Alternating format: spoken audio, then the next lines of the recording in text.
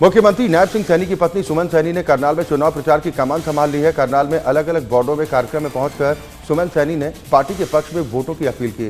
सुमन सैनी ने कहा कि प्रधानमंत्री मोदी के नेतृत्व में एक बार फिर तीसरी बार केंद्र में बीजेपी की सरकार बनानी है। उन्होंने कहा कि बीजेपी ने जनता के लिए काम किए हैं। मनोहर लाल ने करनाल में काफी विकास करवाया और इस विकास के लिए एक बार फिर मनोहर लाल को लोकसभा और सीएम सैनी को विधानसभा का चुनाव जितवाना है।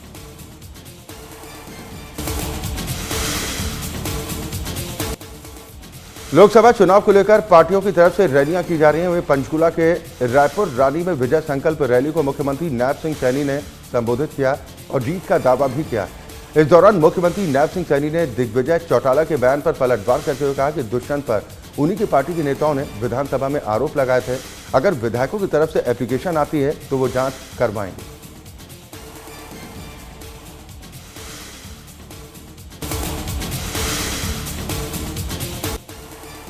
हरियाणा के हिसार लोकसभा सीट से टिकट न मिलने से नाराज चल रहे कुलदीप बिश्नोई ने सोमवार को कांग्रेस में जाने की चर्चाओं का खंडन कर दिया।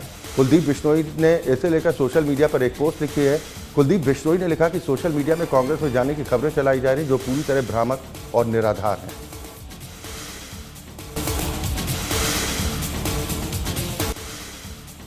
लोकसभा चुनाव के लिए बीजेपी लगातार चुनाव प्रचार करने में जुटी हुई है। इसी कड़ी में हरियाणा के सिरसा से बीजेपी उम्मीदवार डॉक्टर अशोक तंवर चुनाव प्रचार के लिए फतेहाबाद पहुंचे, जहां उन्होंने राजीव गांधी पार्क के पास एक कार्यक्रम को संबोधित किया और लोगों से बीजेपी के पक्ष में वोट करने की अपील की। पत्रकारों से बातचीत के दौरान अशोक तंवर ने कहा कि उन्हें लगातार जन समर्थन मिल रहा है और इसके साथ ही उन्होंने कांग्रेस की टिकटों को लेकर कटाक्ष भी किया और कहा कि कांग्रेस को उम्मीदवार तक नहीं मिल रहे। कांग्रेस एक दूसरे को टिकट फेंक रहे हैं क्योंकि उन्हें पता है कि उनकी जमानत तक नहीं बचेगी।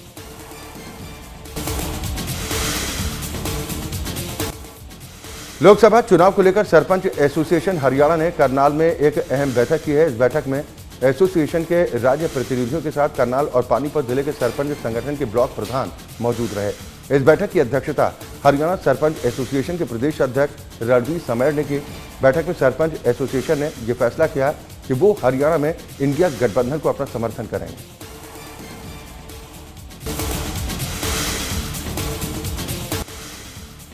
सोहना में सरकारी अस्पताल के नजदीक ड्रग इंस्पेक्टर की ओर से मेडिकल स्टोर की जांच पड़ताल की गई। निरीक्षण के दौरान 2 मेडिकल स्टोर से सैंपल भी लिए गए।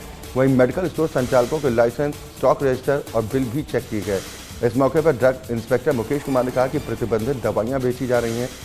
ऐसे में ऐसे लोगों के खिलाफ सख्त कार्रवाई की जाएगी जो नकली दवाइयां बेच रहे हैं, प्रतिबंधित दवाओं का कारोबार कर रहे हैं। सिरसा की अनाज मंडी में गेहूं की फसल की सरकारी खरीद चल रही है। अब तक कुल मिलाकर 9,07,000 क्विंटल गेहूं की खरीद की जा चुकी है।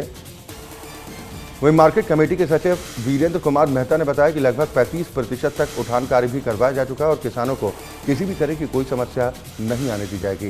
वहीं मंडी में फसल बेचने पहुंचे किसानों ने भी संतुष्टि जाहिर करते हुए कहा कि उनकी फसल को न्यूनतम समर्थन मूल्य पर खरीदा जा रहा है और मंडी में सभी प्रकार की व्यवस्थाएं उपलब्ध हैं। ओकलाना के त्रिवेणी विहार में स्थित एक घर में लाखों रुपए की चोरी का मामला सामने आया। चोर नकदी और गहने लेकर मौके से फरार हो गए। घर में कोई भी सदस्य मौजूद नहीं था। जैसे ही परिवार वाले घर पहुंचे तो उन्होंने देखा कि घर में सारा सामान बिखरा पड़ा था और घर से नकदी और गहने गायब थे। फिलहाल परिजनों ने मामले की जानकारी पुलिस को दे दी है। मौके पर पहुंची पुलिस ने मुकदमा दर्ज कर सीसीटीवी फुटेज के आधार पर चोरों की तलाश शुरू कर दी।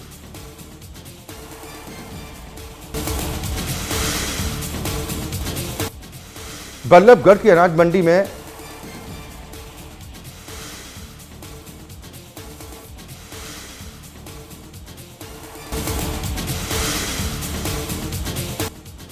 झज्जर के गांव ललायन के पास जेलन नहर में डूबने से एक युवक की मौत हो गई। मामले की जानकारी मिलते ही मौके पर पहुंची पुलिस ने शव को नहर से निकलवाकर पोस्टमार्टम के लिए भिजवाया है।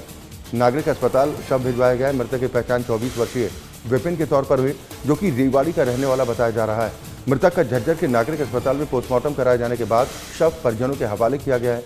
पुलिस अब इस पूरे मामले की जांच पड़ताल में भी जुटी।